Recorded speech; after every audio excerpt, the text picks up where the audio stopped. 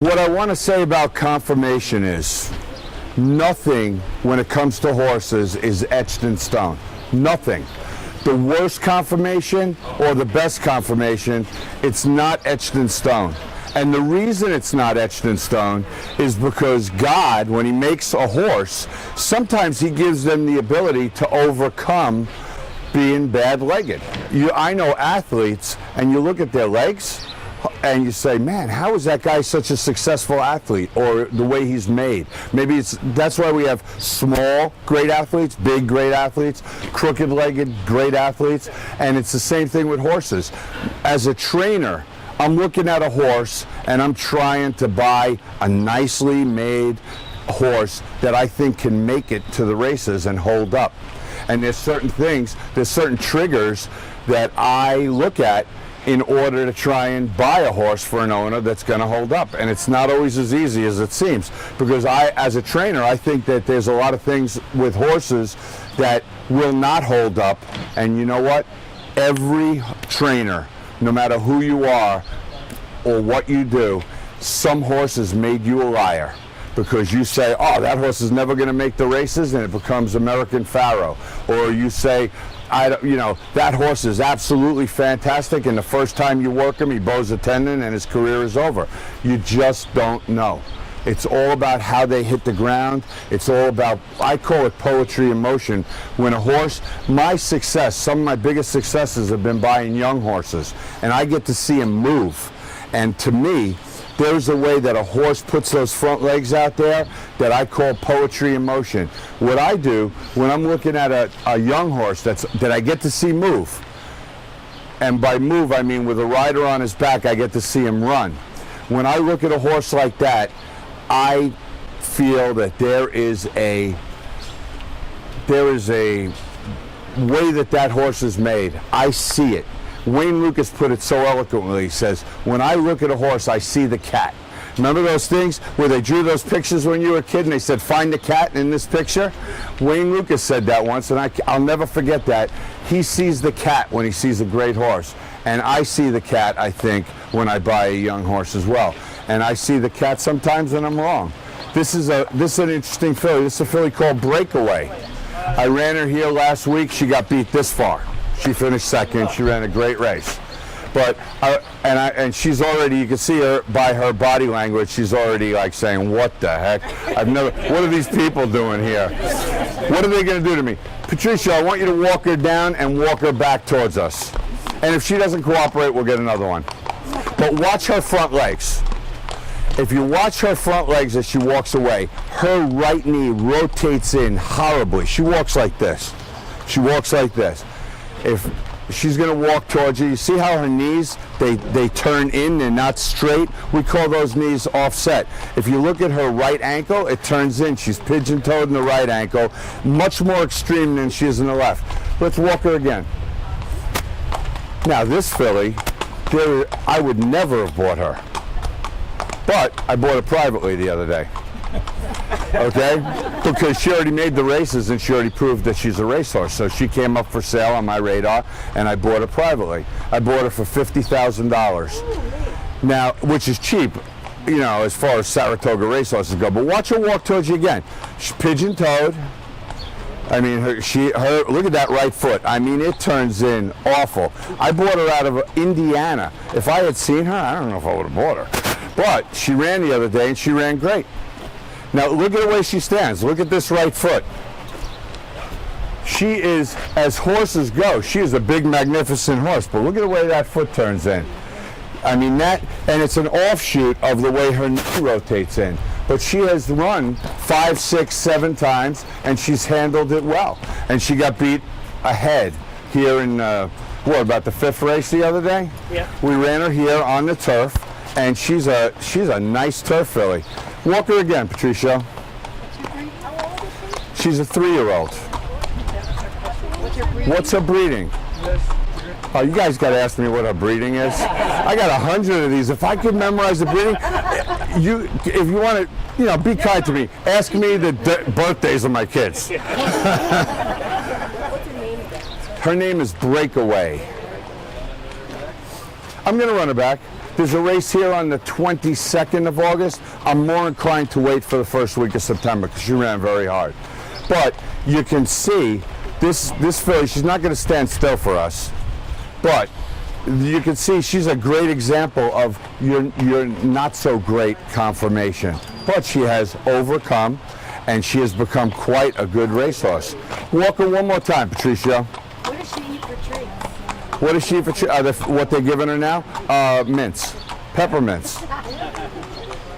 Horses love peppermints, but horse dentists don't know how to do cavities. So peppermints you have to kind of keep, be as kind as possible. But watch her walk again to you. Her right knee rotates in, it turns in. We call that an offset knee.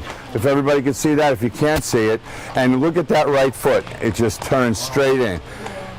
Does she have a normal running stride? Lovely running stride. This is the example of what I was trying to tell you guys. No matter how they're made, some of them overcome it because they're just fantastic movers, and she is one. She's really a great mover. Gary, didn't Seabiscuit have similar flaws? He did. According to the book and Well, I know you guys think I'm old, and I am kind of old. And I did read the book, and I did see the movie, and they said he was flawed, but I don't know that personally. But I'm sure because a lot of these really good horses are flawed. Matter of fact, why don't you bring out Desert Valentine? Okay? But this one is really flawed. Looking at her, the way she's standing right now is quite amazing. She just turns in something awful. And you would think, if I was looking at her as a yearling, I would immediately worry that the way she turns in is going to chip an ankle, have an effect on her knee. But she is clean as a whistle, and she's just learned to overcome. And she's a big, grand-looking filly. I mean, she's really a pleasant horse. I bought her. She came over my fax machine for sale. The owner and I both liked her. We went ahead and did the deal with a veterinarian in Indiana, and when she got off the van from Indiana, I was like, oh. But it turned out okay. She's okay, and that's Breakaway. is there a surface or other condition that will keep her away from because of that? Well, she's right now in her life, she's been just a turf horse, and I would have to say I would keep her that way. I would not run her on the dirt because the dirt is not kind. The dirt is not kind to a horse that's not well made, and the dirt will bring out her problems even more. But the turf has been very kind to her, and one thing trainers don't do is change something that works. And that brings us back to American Pharoah and Baffert. If Baffert thinks Saratoga does not work, he's going to work hard not to be here. So we really we're at the mercy of how Bob is feeling right now about Saratoga. I don't think Bob has any doubt in his mind that if he brings American Pharoah here, he wins the Travers. I don't think that's even an issue. I think Bob is thinking, geez, what about my record at Saratoga? I just haven't had any luck there. I stay away. I do the same thing. I've had a lot of luck at Delaware. I have no luck at Parks. If there's numbers out there for Gary Contessa at Parks Racetrack, I got to be 0 for 100, maybe 1 or 2 for 100 lifetime. It's a track that's never been kind to me, so I'm not going there if I don't have to. I may have a Pennsylvania bred or something I have to do, but I'm not going to go there if I don't have to. So I got another horse coming out for you guys. Give me 1 second. Greg, could you grab a water out of the fridge, brother? Is the surface that much different between Monmouth and Saratoga? I don't know. Does that make a big difference? I don't think so. My horses run well in both places and everything, but sometimes it's superstition. Somebody was just asking me about superstition.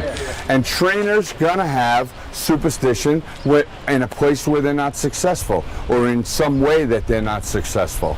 So I don't know. I don't know what Baffert's thinking.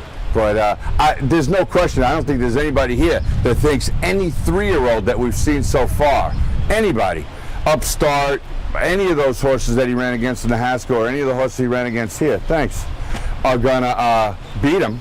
So it's all about, will he get beat by the racetrack? Is it his superstitions that are gonna get him beat? But he's the best. I mean, we all saw everybody see the Haskell? What a great race. That horse gives me goosebumps. And I mean, obviously we all saw that horse coming down the middle of the track behind him, getting closer and closer. But if you look at if he had said, If he had just ridden him a little bit, he would have won by 15 or 20. He was throttling him down for the last eighth of a mile.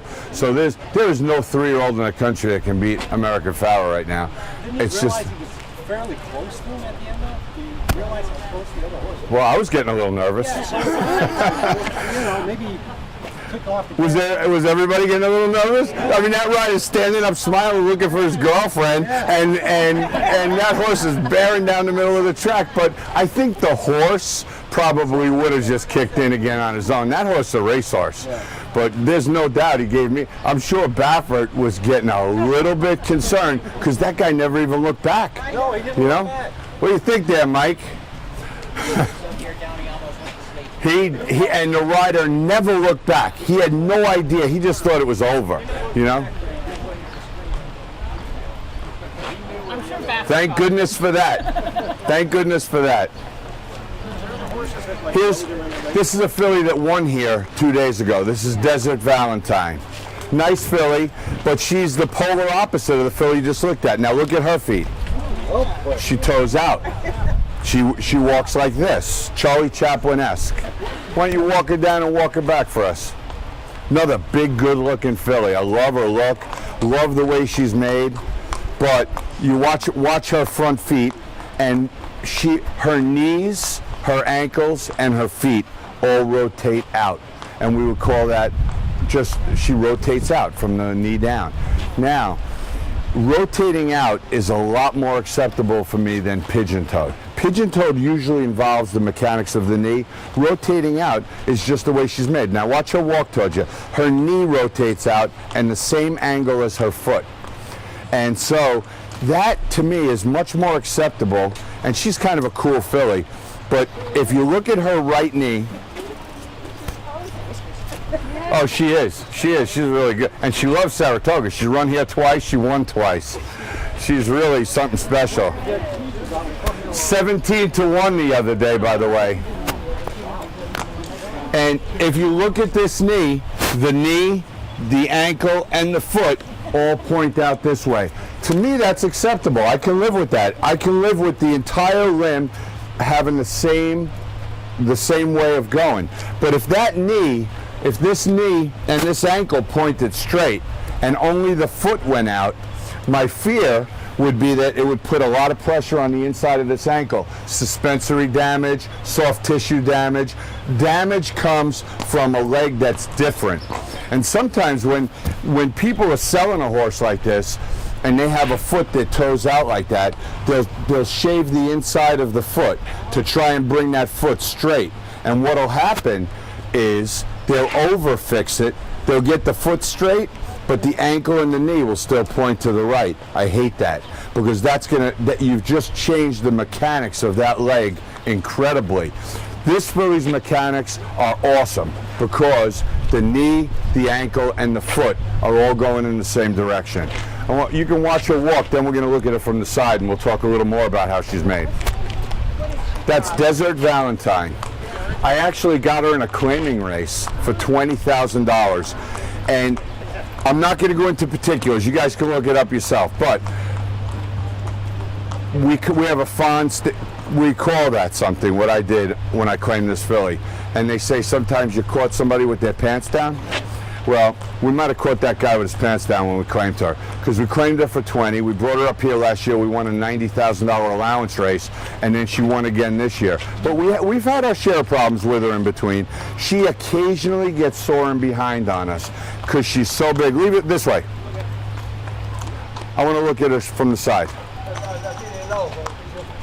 We're going to talk about some other dynamics with this horse because she's so kind. Barry, question. Do you care about sidedness or pulling out? Like if it's an inside Yes. versus outside? Yes. That's a great question, and I was actually going to get to that. In America, we run to the left. So the leg, if you think about it, the leg that bears the most weight of the horse is the left leg. That's constantly in the turn. Let's face it, when those horses run into the turn, they shift all their weight to the inside leg. The jockey is shifting his weight to the inside. That left leg has to be perfect. I can live with a lot more flaw in the right leg than I can in the left. If I have an extreme conformation defect in the left leg, I'm probably gonna toss that horse and not buy it, because you have to make that turn. We got some tight turns in America, and that's what bears all the brunt of the horse's weight, and the rigors of the race really get borne by that left leg. This horse, like I said, I claimed her. We took a shot. We didn't claim her for a lot of money. She might have worked out. She might not have worked out. Turns out she did work out. Now, if you look at her from the side, you love to see a line straight through the shoulder. Here's her shoulder right here. Her shoulder joint is right here. You love that line of that shoulder joint comes straight through. And if you watch it, the knee lines up, the ankle lines up, and it's straight down from that shoulder. You're going to see horses that stand a little bit forward where that doesn't all line up. The mechanics of this filly are really excellent. If you wanted to tear her up a little bit, and you wanted to tear up her conformation a little bit, if you look at this, I'm so glad she's being kind too. If you look at this horse from here to here, this is her pastern right here. If you look at your American Pharaoh pictures, you'll see that that's her pastern. She's a hair long in the pastern, a hair slopey, a hair long. She has handled it well, but you would like to see that pastern maybe a half an inch to an inch shorter, and it would probably help keep her sound. Now she's already lived with this, and she's done well, and she's successful, but you could call her a hair long in the pastern. And she is. She's just a little bit long in the pastern. She's got, if you look at her foot, she's got a big round foot. I've never run her on the grass, but this, trainers love to think of that as a turf foot. She's run so well on the dirt that I don't have the guts to run her on the turf right now. I don't want to lose. I don't want to find out that I'm wrong. But I will, when I get back to Belmont, I will run her on the grass, because she's got the perfect grass foot. Now you want to see in behind, you want to see that same kind of line. You don't want to see this hock. This is her hock, her ankle, and her foot. Come over here. No, she's trying to be kind to me. She's like, oh, you want me to move my foot now? But again, what you see here is, you want to see the point of her butt line up with the point of her hock, and it lines up beautifully. Some horses stand way out in behind, where the point of her butt, this hock will be out here, and we call it camped out in behind. And when a horse is camped out, it puts a lot of strain right up here on their back, and you usually have a horse that's a back problem. Because if you think about the mechanics of the horse running, let's face it, the engine is in the rear. If you have no rear, you don't have an engine in that horse. So camped out might not be the end of the horse, but camped out does put a lot of pressure on this. Now right here is the horse's sacrum, sacroiliac, the sacrum is right here. So when that rear end is perfect, it just goes in harmony. It goes in harmony with the rest of the horse. When that rear end is camped out, it puts a lot of pressure right up through here, and you usually constantly off and on saw back, give them a little time, fix them, whatnot. This filly is not camped out. She's actually quite nice. We'll walk her one more time for you guys. She's such a beautiful filly that she's worth seeing. Putting different shoes on affect a horse that might have like long pasterns? No. Long pasterns are God-given. But what we do with a horse with long pasterns is we might tend to protect those legs. What happens is, you see how horses run in bandages? Horses with long pasterns, the pastern is the shock absorber of the whole body. It goes like this. Watch her walk. Good, Patricia. You see how the ankles actually, it's a shock absorber. It's the best way to explain that. And all the ligaments, the suspensory ligaments, start in the foot around the coffin joint, and they come up through the pastern, over the ankle, and actually attach at the back of the knee. Bring her over here. Let's talk about that a little bit. So when you have a horse that's long in the pasterns, what you do is you have a tendency to protect those ankles a little more, because they might just burn against the dirt. They might burn a little bit. Turn it this way again. I don't think she'll kick you, but God, I hate to be wrong. I'll tell you what, I've heard that before. I don't think she'll kick you, boss. Okay, boom. Your inside your foot. Inside your foot is what we call a coffin bone, and it looks like a little V. It looks like this, and it lives inside the foot, and all the bony growth, like your horse's fingernail, grows around that coffin bone. But it's very active. There's blood, there's circulation, everything going down there. I'm gonna get this thing out of my way. Your suspensory ligament comes out of here, comes right through the pasterns. It goes up the back of the ankle. These are your suspensories right here. And you see right here? It comes, nope. Thanks anyway. It comes right up the horse's leg and it attaches in the back of the knee. So this suspensory ligament, all the way here, controls all of this contraction, running, suspensory, the shock absorber of the leg. It's the shock absorber of the knee, the ankle, the foot, the pastern. It's all one suspensory, and it starts right here. And you know what? It really helps when your horse is conformed well, because that whole suspensory, all that soft tissue, when a horse overextends, they'll overextend their suspensory and they'll pull it. It takes forever. It's a really long injury. It's a long injury to fix. I'm going to show you something. Does she eat these? She likes them? Come here, girl. You can see when a horse is fully extended, exactly where she's at. I mean, that is your suspensory. That is your shock absorber for the whole animal, and it's incredible. And she's been a great she's been a great example for you guys, because she is just so kind. I think she might be still a little tired from a race. So, but yeah, she's big.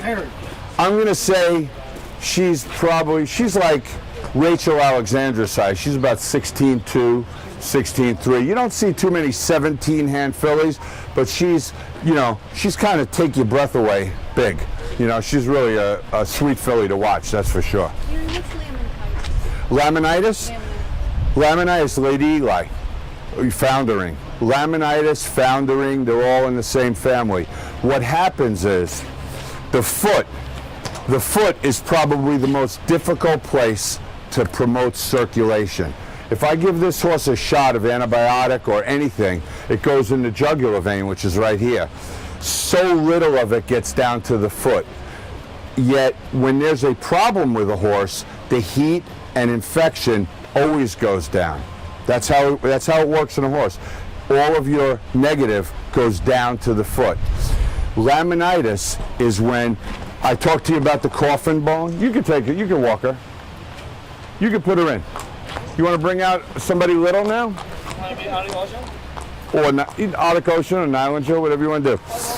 Laminitis is when what holds that coffin bone in the foot is lamina, okay? And the lamina grows around the bone that's in the horse's foot.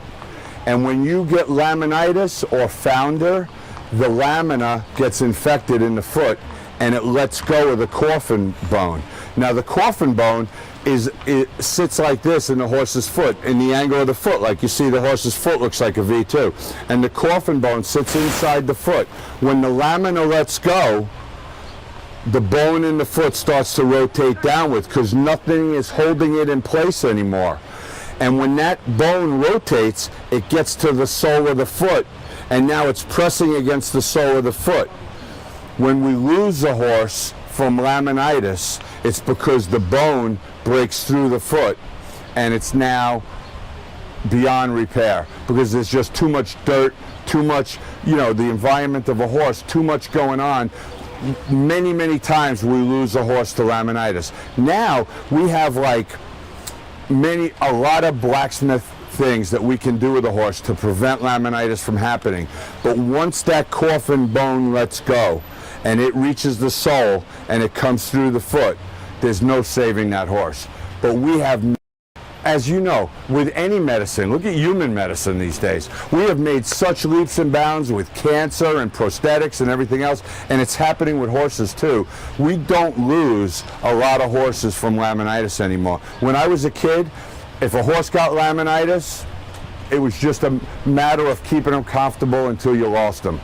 But now, I've probably had, in the last 10 years, I've had 3 or 4 laminitis cases and not one of them died. But let me tell you, you spend 7, 8, 9 days round the clock with your people. Ice hot pads. We call them lily pads. These pads that press up against the sole of the foot to support that bone. Put the pad on, take the pad off, work on the horse. Constant work. But like you've heard, Lady Eli is making some real positive progress right now, and I would think that she'll probably make it, because we got a lot of good stuff happening right now in the world of laminitis. But easily 20 years ago, it was a death sentence. When you heard your horse have laminitis and you took that x-ray and that bone was starting to come down, it was just a matter of time. We just didn't know how to fix it. And now they've really made strides. And I know you're shaking your head yes, so you know a little bit about that too, right? Just a little. Yeah, we have. We've made a lot of positive strides in all veterinary medicine, so it's incredible. This is, to answer the question about the front left, this is Arctic Ocean. She ran 3rd here the other day. Now look at her front left. Leave it just like that. She toes out considerably in the front left. I am not crazy about this horse toeing out like that in the front left. You can walk it down the back, but watch her walk. When she walks, she fixes it. It's kind of interesting to watch her. It's not as bad. You see how she toes out. It's very easy to watch her from behind, and she's very obviously toed out in the left. But when she walks towards you, it's going to be almost straight. She really has a way of fixing that when she starts walking, and she's really a neat little filly. And she's toe in, toe out considerations for what jockey you put on, or is that something the jockey is No, aware of? no, because this isn't like this is a horse. She's a stake winner. She won a stake in Florida this winter, and she's a really accomplished filly. But she does toe out a little bit in the front left. And interestingly, if anybody wants to come stand in front of her, she toes out front left, and her front right is almost perfect. This is just another type of conformational defect or flaw that I have to live with. And I'll tell you why this one is okay. Now, if you look at her left ankle, you can see that the toeing out, maybe you can, maybe you can't, but the toeing out in this filly has definitely affected her ankle. She's got some calcium growth over the front of her ankle. She's got some calcium growth through here and through here. Her ankle is bigger than your average left ankle, and that's all attributed to her walking like this and putting extra pressure on that ankle since she's a 2-year-old, yearling her whole life. It is a part of that conformation. That's part of what I have to deal with on any given day. But she handles it well. We ran her in a $100,000 stake in Florida. She won. She came here the other day. I ran her. She finished 3rd off the layoff. And I've had her layoff has always involved that left ankle. That's a constant. Nothing's broken, but it's all soft tissue. Because she puts pressure on that undue pressure on that left ankle, she's always getting calcium growths and carrying a little fluid, and it's something that we have to deal with. Now I'm going to turn her sideways for you and tell you why I've had good luck with her. She has a tremendous pedigree. She is a lovely filly, but look at her size. Her size has helped her handle her imperfections. Unlike Desert Valentine, her size has kept her sounder. I think if she was 16 we'd be in trouble. You know, because she just has never really handled that toeing out in the left front all that well. Turn her sideways. Another really pretty made filly. She's got a perfect, step her up 1/2 step. She's just well made. You know, she's little, but she's well made. If you look at the line, we'll see if we can get her to stand still.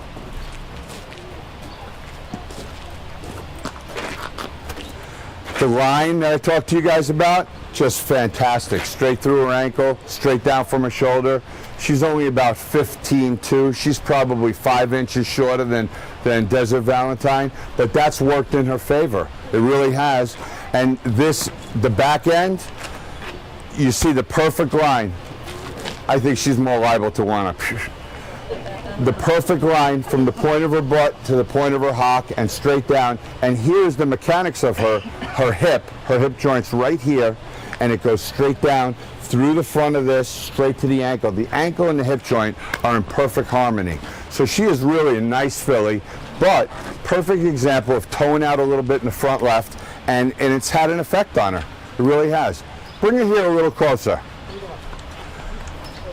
I'm not going to bring her too close because she does look like she's a little bit, but you can see, I want you to see the ankle, because the ankle that is calcium, and that is all attributed to, you know, the years that she's had to deal with this toeing out. And it's just a little bit bigger. Nothing you can do about it. I got an ankle like that. I got a left ankle that's huge. In Europe, they train both ways. Yes. That's Well, but who knows if she's European quality? You know, she's got an American pedigree, and she was bought in America. Huh? I would have dove right in there. Don't worry about it. I've been kicked plenty. I wouldn't let that happen to you guys. I could just see getting a pink sheet tomorrow. Contessa wipes out 4 people like that at the Conformation Clinic. No way. So, and by the way, now that we're talking about kicking and stuff, if you're ever going to get kicked by a horse, get as close as you can, because the further away, the further you're going, okay? I was in a stall with a horse 1982, and I was clipping a horse. I was giving him a haircut in January. His hair was this thick, and I clipped this whole side. And the guy like this was holding him in front, and I started clipping this side. So I said, you know what? I want to get the worst over with first. So I started here, and I'm clipping back here, and his body language is starting to, tell the signal was there, and I didn't listen. So what he did was he got annoyed, and he struck out at the person that was holding him, and this guy did a backflip. And I'm in the back of the stall holding the clippers, and it was like slow motion. He just went, line me up, and I said, I know I'm going to get it bad. I knew it was coming. There was no way. This horse had me in his sights. So I got as close to him as I could, and I turned sideways, and he kicked me here. And my knee went like this. And he totally compound fractured my right knee. But you know what? If I was at the end of his kick, I might be dead. You know, I took the lesser part of that kick. So always close. Anyway, that's just part of it, because she moved her butt towards you. You could take her back. You want to bring out one more? Who would you like to bring out?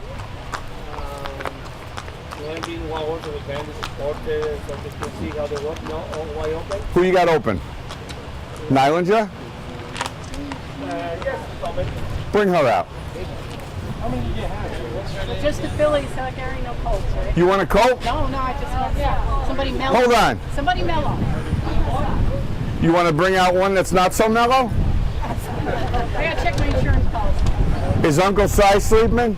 Bring out Uncle Si if he's awake. That's all right. He's all bandaged up. You guys want to see Uncle Si? Yeah. Okay. Bring him out. Oh boy. How did he handle the therapy? Uncle Si is the mentally coolest horse you ever want to see. He went out there, he'd be like this. People could take pictures of him, just like American Pharoah. I am amazed with American Pharoah. You see what Baffert did after the race? He had photographers petting him, and people were hugging him and kissing him, and that horse was just like this. And Uncle Si is chill. Looking at all you people, he might come out here and do something, but he's really a cool horse. You know, we'll keep him over here, but I want you to see him, because even Uncle Si is not perfect. I just don't know. What has he got on his hind legs? Marcel? Does he have medicine on his hind legs? Make sure you clean him up, huh? If you can, take his hind bandages off. Just leave his front ones on. Uncle Si has an imperfection in behind that I think you guys will enjoy seeing. It's kind of cool. Is there something you look for, like confirmation on, as far as like if you see a horse and go, grass automatically? Well, pedigree, I go grass automatically. Conformation, it's like if I go grass automatically on pedigree, but the conformation stinks. Being a grass horse, grass is very kind to a horse. You can get away with a lot of conformational faults with a grass horse that you absolutely can't get away with a turf horse. No way. So yes, I'm much more likely to accept things with a grass horse. That Arctic Ocean is a grass horse. I would not have bought her turned out like that in the front left if she wasn't a grass horse. You mentioned Shook before, Laz, Scott, what makes a trainer more successful on a surface that you always need to shoot on the grass? Nah. What is that all about? Now, again, remember, anything that you heard here today or anything that we go over today is the world according to Gary Contessa. Okay? So you could ask the same question to somebody else and it might give you a different answer. So don't take it to heart, but I'm going to tell you what I thought. He wants to know how come one trainer's better on the grass than he is on the dirt. I think that's because he gets more grass horses than he gets dirt horses. I win races on the grass and dirt, but I'm stuck getting whatever I get. You know what I mean? I usually get like horses that other guys don't want. So Christophe Coman has a lot of European breeders that give him grass horses, so he's got that stigma now that he's a grass trainer. But when he got a dirt horse, what did he do? He won the Belmont. So we can all do it, but I think that's it. I think it's what people send you, and they tend to send certain trainers turf horses because they have turf pedigrees. Which one of those guys is your mentor? My mentor? I'm going to be honest with you. My mentor was really Frank Martin. Yeah, because he was, you know, Frank Martin, I just want everybody to know, he was not as crazy as they showed him in the Secretariat movie. He was a gentleman. He was crazy, don't get me wrong, but in a gentlemanly kind of way. He would have never talked wrong to Penny or anybody like that. That was a poor portrayal of Frank Martin. He was brash. He was out there, but he also brought 5,000 turkeys to the track every year at Thanksgiving and gave them to the help. You know, he also gave everybody money. He was a benevolent guy. He was a great guy. He was just a fierce competitor, but he wasn't a bad guy. And Frank Martin was my mentor. I thought I was ready to go train on my own. I trained for Harborview Farm. I was their 2-year-old trainer. And so I got Scotty Schulhofer, Laz, Lefty Nickerson, all these guys were pulling at my arms, you know, send us these 2-year-olds, send us these. When Frank Martin hired me, he was taking over Harborview Farm, and I went to work just for him. And he was great. An enviable horseman. Now, let's bring Uncle Si over here. So Frank Martin could look at a horse from 100 yards away and say, that horse's left shoulder was bothering him. And I would say, what? You know, I would think, man, what do you say? And I guarantee you that horse's left shoulder was bothering him. Unbelievable horseman. This is Uncle Si. Okay, back from the Derby. He's like, he thought he was going to stud, I'll bet. But not yet. He's got to accomplish a little more. Okay? Now, this horse is by Indian Charlie. And Indian Charlie does something to a good amount of his offspring that is universal. I got 2 fillies that have the same thing, and you're not going to see it in front. In front, he is magnificent. He is handsome, he is smart, we love him, he's great. Okay? Now, watch him walk away. Walk him that way. His hind legs are terribly splayed. Look at his hind right, and he almost touches, but his hind right is crooked to the point where it turns out like this. Now I'm going to tell you, this is a true story. I bought him for Wounded Warrior Stable, and that guy has a manager who thinks he knows more than me. And when I sent that horse to Wounded Warrior, his manager said, this guy screwed you. Look at this horse's hind legs. He is terrible. And really thought that I screwed him. And actually, it's an Indian Charlie trait. Stop him right there, Patrice. No, I want to see his hind. And boy, did I make him eat his words. Okay, because we had a great year with him that year. And it's something that I felt I could live with. Plus, I love the horse so much. He was a $280,000 yearling, okay? And he went through the ring in the 2-year-olds in training sale, and he was bought back for $300,000. And he was my I gotta have horse. When I saw him, I just had to have him. And you see this hind ankle. See how it rotates out like this? It rotates this way. This one is fairly normal. This one is real crooked. But his rear end is so powerful, and his front end is so powerful, and he had the poetry in motion that I like when I saw him on video, and when I saw him work, I had to have him. So when he was bought back for $300,000, I wasn't even a player at $300,000. I said, well, I'm going to find out just how bad they need to sell this horse. So I went over there and I offered $2,000, and I ended up buying him for $230,000. And he's been phenomenal. Had we not been on the Derby trail, had we just stayed the course and picked our spots, he probably would have earned $500,000 already. But when an owner gets a horse that might be a Derby horse, I guarantee you there's very few that are going to give up that opportunity to run in the Derby. It's just incredible. He's about 16-1. Walk him away. I want them to watch that ankle again because it's quite interesting. What do you got a problem there, Marcelo? Is he drooling? But this is, I can understand why that guy thought I was crazy to buy this horse with that flaw. But I've had 3 or 4 Indian Charlies and they all had it. Every one of them. And after watching them, we do a couple interesting things when we buy a 2-year-old in training. We do a stride analysis. We get a video of that horse running past. We slow it down to the ultimate slow motion, and we analyze every limb and how it hits the ground. And his stride analysis was off the chart. So I knew, if I had any doubts as to whether or not I could live with that, the stride analysis iced it for me. So we did all our due diligence. Let's turn him sideways. Let's have a look at him. Does it clip when he jumps? No. Never touches. Never touches. He almost does it when he walks. He walks so close and behind, but he never does it when he runs. When he runs, you guys, I'll tell you what, if I could have everyone you here one morning to watch him gallop, take your breath away. He's just so phenomenal on the racetrack. It's incredible. And you look at him from the side, he's just so powerful. He's got the line. He's got the line through here, he's got the line through his shoulder, he's got the line through his hip, but this leg does rotate out a little bit.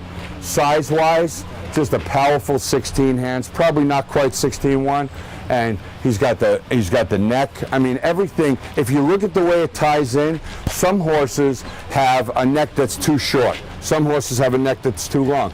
To me, his neck to his withers to his behind is just perfect.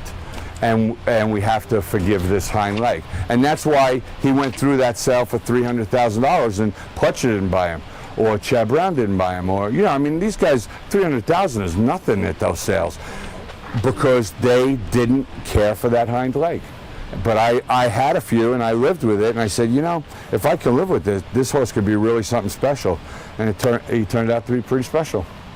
And hopefully in a week or so when we run him, you guys will say, hey, he is kind of special. Are you obligated to disclose like injuries at the time of sale, purchase, claim? Yeah, well, we do a full veterinary exam. You do? Oh yeah, we do an ultrasound of his soft tissue, and we do a full set of x-rays. Knees, ankles, hocks, hind ankles, and we also, which is very big, and a lot of horses fail the vet on, this is what we call a stifle.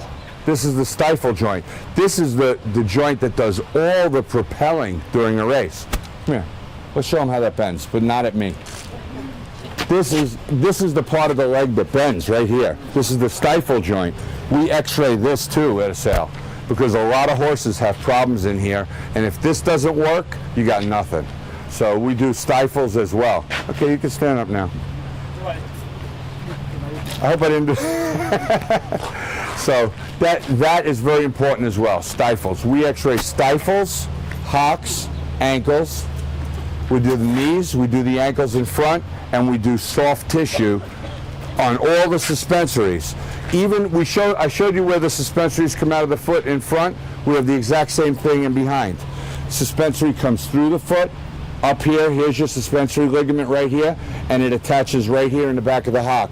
So we'll do an ultrasound of all the suspensory ligaments in the hind leg as well. and half the time I'm like on pins and needles waiting for the vet report, because a lot of horses do not pass the vet. You'd be amazed. And then the decision is, can I live with it? Can I discount them and live with it? Or can I not live with it? And quite often I can't live with it. Yeah, now for yearlings that haven't had any work, do you still see problems even if they've been in the field? Yeah. Oh my gosh. Horses in the field do the most damage. Let's walk him. Like let's say we were buying him at a yearling sale, and this is a yearling for us, right? All we get to do is see him walk. So when I'm looking at him walk, I'm going to be like, holy mackerel, look at those hind legs. They almost touch together. I'm sure he wasn't very pretty when they saw him walk, but he's still 280,000. So as a yearling, all we do is get to see him walk. You'd be amazed. Horses, yearlings, get broken bones like crazy in the field. And there's a lot of broken bones on yearlings from the field that we live with. And I would say, I'm going to go out on a limb here, and remember, this is me talking, not every trainer.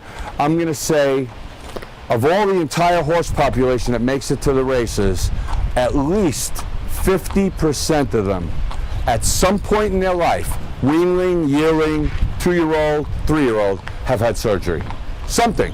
Cosmetic surgery. Take a little bone flake out, adjust a knee. When horses are born with horrible knees, we have a surgery now where we wrap that knee. Okay, we can put him in now. Okay, Patricio, put him in. That's the signal. He wants to show you guys how good he's doing, that's all. Who's responsible Yeah. for, you said horses are used to like regular routine. Yep. This is not part of his regular routine. How much do you think this will affect them? Nothing. He'll forget about it in 10 minutes. Listen, but if I don't win any races this week, I'm blaming all you people. So that's the end of my clinics at my barn if we don't win any races. So I don't think it bothers them. I think there's a curiosity among some of the horses, but if you look down here, most of them are back in the stall. They could care less. That guy right there is saying, what the, and that little filly right there is a filly called Tale of 63 with a pretty mark on her head. She's going to make her debut on August 15th, and that's my present to you guys. I think you can bet on her. How's that? Tale of 63. Huh? She's by Tail of the Cat. Yep. Who's responsible for the cost of all that? Oh, there's one more thing I have to say before I answer that question. I don't think I've ever been right on tips. All right? Although I do remember in 2009, I told the OTB channel I'm going to win with this horse called Unswept. Do you remember this, Marcelo? Yeah. I went on OTB and told me he was going to win. Yeah. And I walked away from there saying, I just killed that horse's chances of winning. Because usually when I talk about them, they don't win. And Unswept won. That's the last time I can remember doing that. I told everybody to bet Uncle Si first time out. He got beat that far. It's like, I don't know. It's a bad karma for me to give tips, but I do think you guys might want to bet a couple bucks on that filly. But keep in mind that I'm never right. Now, you had a question? Yeah, the x-rays and ultrasounds that you do at the sale, is the buyer responsible for the cost? Yes. Yes. Now, all of the Fasig-Tipton sales have a repository where the x-rays are already pre-taken by the seller in Fasig-Tipton. In Ocala, it's the buyer's responsibility.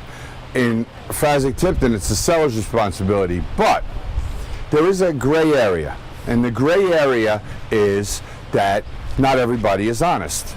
So if you're going to buy a yearling in Fasig-Tipton, you read the x-rays that are in the repository. You pay a vet about $150 and you look at the x-rays and he'll say, well, this horse is completely clean. Then you buy the horse. It's your prerogative if you want to re-x-ray him and make sure that that horse is as clean as they say he is. And most of the time he is.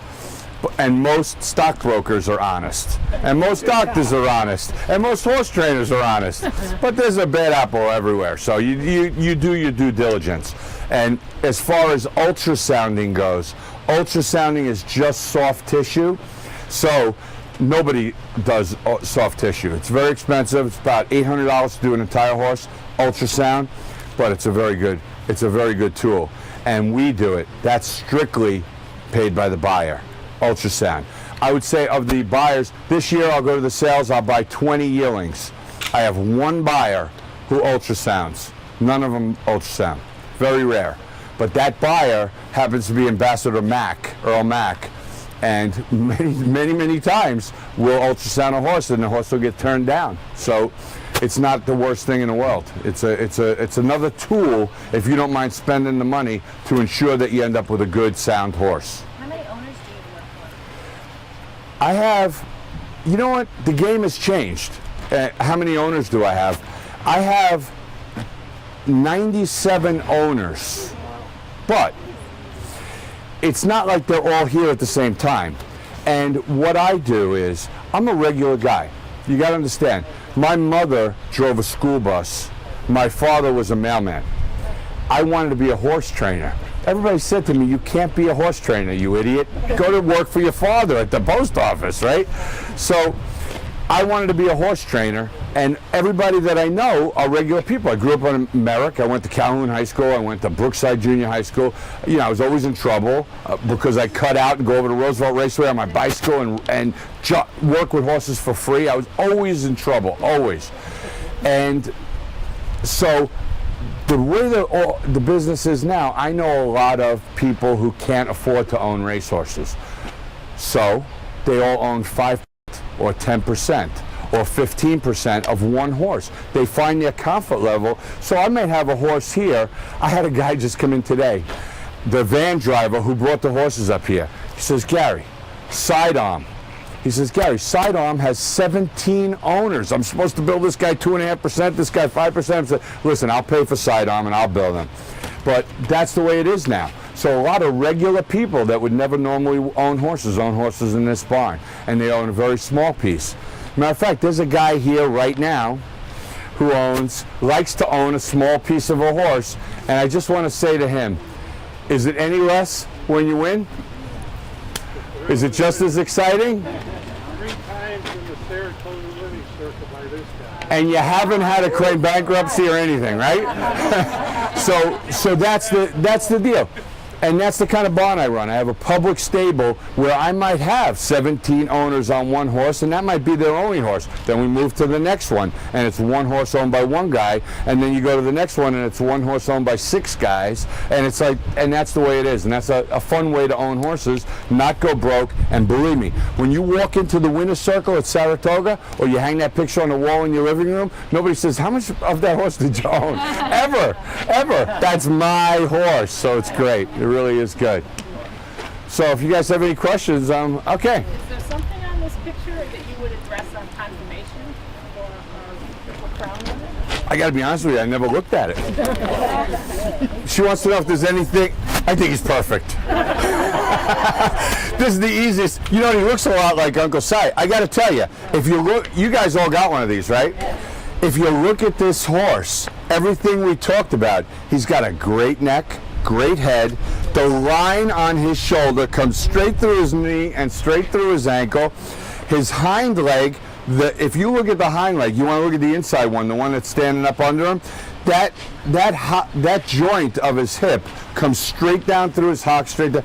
I would have to say, now I have never seen American Pharoah other than with 90,000 other people at Belmont that day that he won. I've never stood next to him and actually, because I didn't want to bother Baffert. Oh, can I see your horse? You know, he doesn't come to see Uncle Si. I'm not going to go there.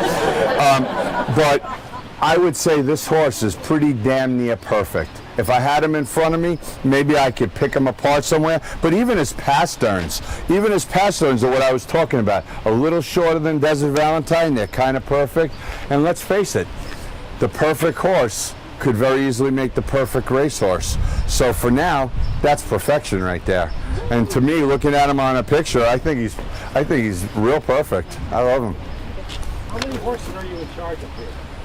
Well, no matter who you are here, and it's hard to believe, Pletcher, Mott, Chad Brown, or myself, they only give us maximum 30 stalls. I have 30 stalls starting right there and ending over there. Chad Brown has 30 stalls starting right over there in that barn and going to the next barn. But we all have our main stables at Belmont. So right now I have 30 stables, 30 horses here, and 51 more at Belmont. So perfect example. The horse we ran yesterday at 5 o'clock last night got on the van, went back to Belmont, and then this morning a horse that's running tomorrow came here. So we're constantly moving horses back and forth. Some we never move. Uncle Si will be there until Labor Day because he's one of our stars. But we have 15 or 18 horses here who, when they run, they're getting on a van, going back to Belmont, and somebody else is coming up. And that's the way it is for all of us. Pletcher must have vans and vans and vans because he's got new, fresh faces every day. What happens if a horse passes away? Do they get buried and they get their running horse? Well, she asked me about horses passing away. Every horse that passes away, tough question. This is a good one for the next clinic, but every horse that passes away in New York and New York State goes for a necropsy to Cornell. No horse can die on the grounds of New York Racing Association and not go for a necropsy. In the old days, it was like, wow, this horse dead. Okay, get the tractor and take him wherever. I don't know where they took him. I think they cremate most of them afterwards. The really good ones get a burial place and whatnot, but they all go for a necropsy. So they all go to Cornell, and I'm not sure what Cornell does with them afterwards. I'm sure that they use them for studying and whatnot to try and make this business better. I mean, we got great in human medicine by studying cadavers, and I'm sure that we have that same thing going on at Cornell with horses too, that unfortunately are injured or pass away for whatever reason. Yes?